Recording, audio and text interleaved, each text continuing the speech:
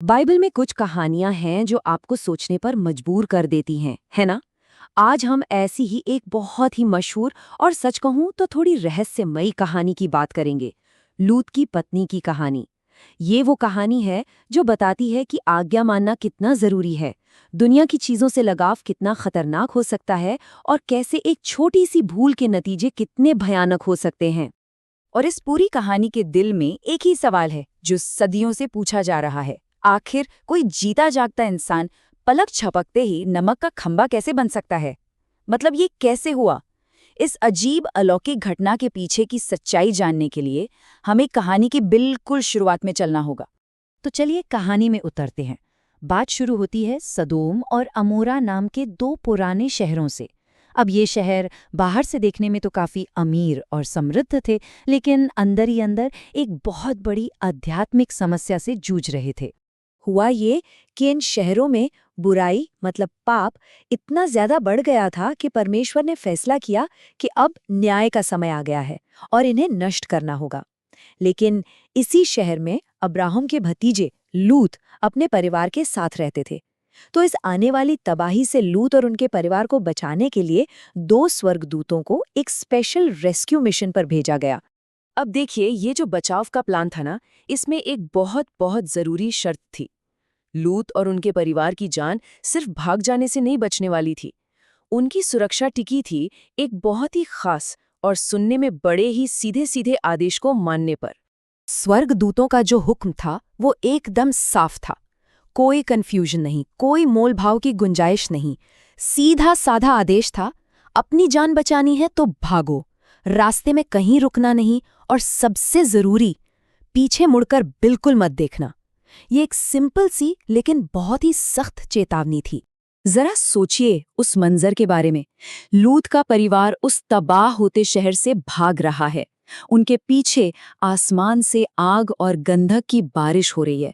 चारों तरफ बस चीख पुकार और डर का माहौल।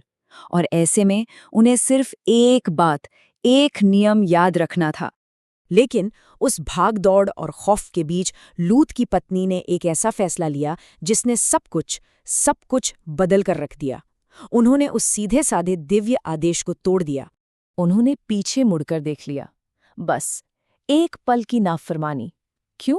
शायद उन्हें अपने घर की याद आ गई, या अपने दोस्तों की, या फिर उस जिंदगी की जो वो हमेशा से जीती आई थीं। उन्होंने बस एक आखिरी बार उस जिंदगी को देखा जिसे वो पीछे छोड़ रही थीं, और वो एक नज़र, वही इस कहानी का टर्निंग पॉइंट बन गई। और इसे गलती का नतीजा फौरन मिला और बहुत भयानक था। जैसे ही उन्होंने पीछे देखा, वो वहीं की वहीं एक नमक के खंबे में बदल गईं। तो जो सवाल हमने शुरू में पूछा था, उसका जवाब यही है। ये उनकी नाफरमानी का सीधा और एक अलौकिक नतीजा था। लेकिन देखिए, ये कहानी सिर्फ एक डरावनी घटना बनकर नहीं रह जाती। इसका एक बहुत गहरा धार्मिक और नैतिक मतलब है जो आज भी उतना ही मायने रखता है। तो सवाल ये है कि इस चौंकाने वाली घटना से हम आज क्या सबक ले सकते हैं। चलिए इसके गहरे मतलब को समझने की कोशिश करते हैं। सदियों से जो विद्वान हैं, उन्होंने इस कहानी से 3 खास सबक निकाले हैं।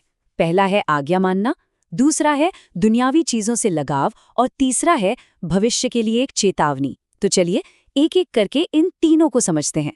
तो पहला और सबसे बड़ा सबक है आज्ञाकारिता।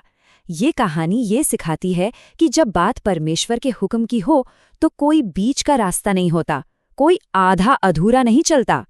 अब सोचिए, लूत की पत्नी लगभग बची चुकी थी, वो शहर से बाहर आ गई थी, लेकिन उनकी आधी अधूरी आज्ञा को भी नाफरमानी ही गिना गया, और नतीजा बेहद विनाशकारी। अब एक जरूरी सवाल फिर से उठता है, आखिर उन्होंने पीछे देखा ही क्यों? ज्यादातर लोग इसका मतलब ये निकालते हैं कि उन्हें दुनिया की चीजों से बहुत लगाव था। अपना घर, अपना सामान, अपनी पुरानी पाप से भरी जिंदगी। ये एक बहुत बड़ी चेतावनी है कि जब हम किसी बुरी चीज को छोड़कर आगे बढ़ रहे होते हैं तो हमें पीछे मुड़कर नहीं देखना चाहिए। वो पुराना लगाव हमें बर्बाद कर सकता है। और इस कहानी का असर सिर्फ पुराने नियम तक ही नहीं है, इसकी गूंज हमें नए नियम में भी साफ सुनाई देती है, जहां इसे एक बहुत ही गंभीर चेतावनी की तरह इस्तेमाल किया गया है। खुद यीशु ने जब वो अपने अनुयायियों को दुनिया के अंत के समय के बारे में बता रहे थे, तो इन बहुत ही शक्तिशाली शब्दों का इस्तेमाल किया। लूत की पत्नी को याद रखना। ये छोटा सा वाक्य है, पर इसका मतलब बहुत गहरा है। ये एक तरह की पुकार है कि याद रखो कि दुनिया की चीजों में फंसकर परमेश्वर के न्याय को भूल जाने का अंजाम क्या हो सकता है। तो आखिर में हम ये कह सकते हैं कि लूत की पत्नी की कहानी सिर्फ एक पुरानी घटना नहीं है। ये एक ऐसी चेतावनी है जो समय से परे है और जो हमें खुद से सवाल पूछने पर मजबूर करती है। हमारी जिंदगी में ऐसी कौन सी चीजें हैं जो हमें सही रास्ते पर चलते हुए पीछे मुड़कर देखने पर मजबूर करती हैं? ये पुरानी चेतावनी आज हमारे लिए क्या मायने रखती है? सोचने वाली बात है।